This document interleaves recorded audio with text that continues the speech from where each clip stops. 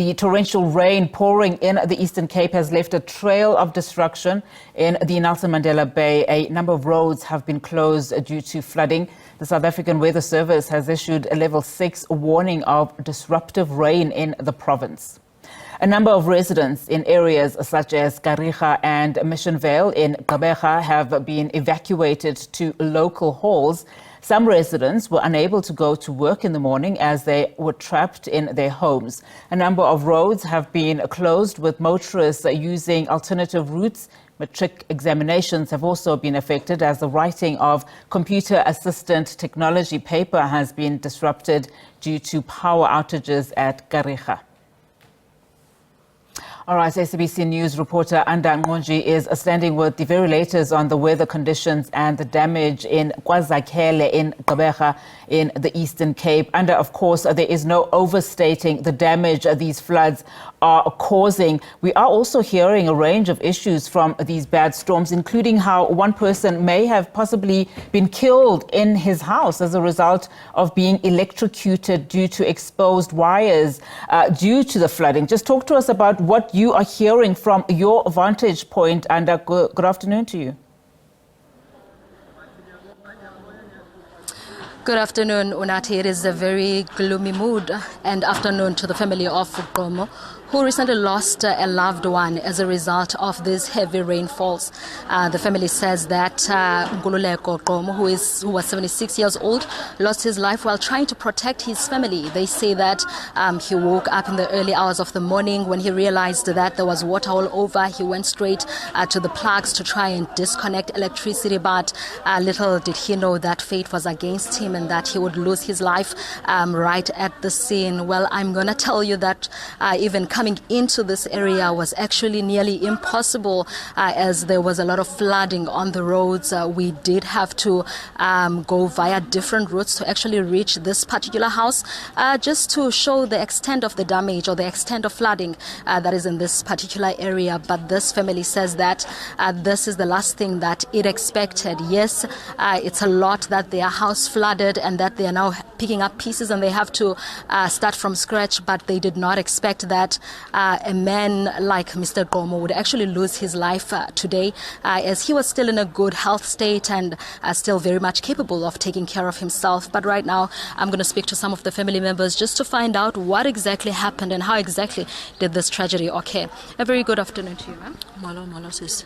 Molo. Let's just talk about what happened. You did mention that you've been here since the early hours of today. Yes, early hours of this morning we were phoned by OCC, who is the wife to my brother-in-law. She called us to inform us that something happened to Ubudi. What we did, I came here after 7. When I got here, Ubudi was still lying in the chair. The water, it was difficult to even access the house, but we managed to come in. And as we came in, he was still lying there. No help from anyone. Yes, we called emergency services, but they took time. I think they only arrived after 10. There were a few police that came, but they couldn't also come in because they were scared of electricity. So that is what happened. He woke up. As he saw water, he went to his plugs to go unplug them, but that is where he was electrocuted. Yes. And you've been saying that right now that you are actually in fear because it does look like it's going to rain, even though you look at the weather app and it says otherwise, but you're very scared because the house actually flooded. Yes, the house flooded. Water was very high, even in the middle of the couches. So it is scary. We don't know what will happen. Like my sister-in-law stays alone now without a body in place, yeah. And we do understand, let me speak to you, we do understand that the Premier of the province actually came to the scene to assess. Are you satisfied with what he brought forward or had to offer?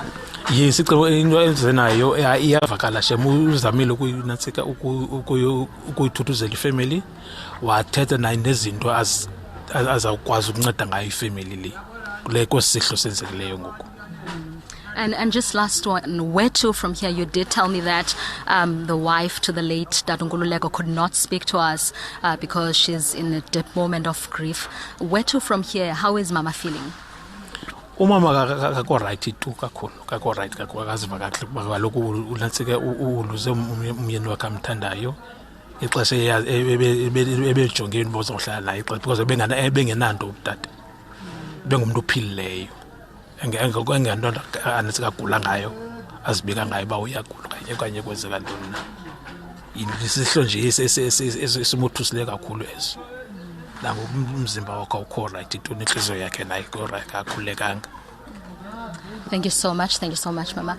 Well, that was just some of the members of the family of Gqomo expressing how devastated they are by this act, saying that the wife of the late Nkululeko Gqomo is in deep emotions. She's in so much pain she can't even get out and actually try to speak to us. They say that, however, the Premier of the Eastern Cape, Mbuyane, did come to visit and he did promise to give them some assistance. But they also mentioned that right now it's time for them to pick up pieces. They don't know where they will belong, but they're grateful for the support that they have been receiving. But also on other news, 400 learners here in the Eastern Cape could not write their exams today due to the heavy rainfall and to the inclement weather conditions.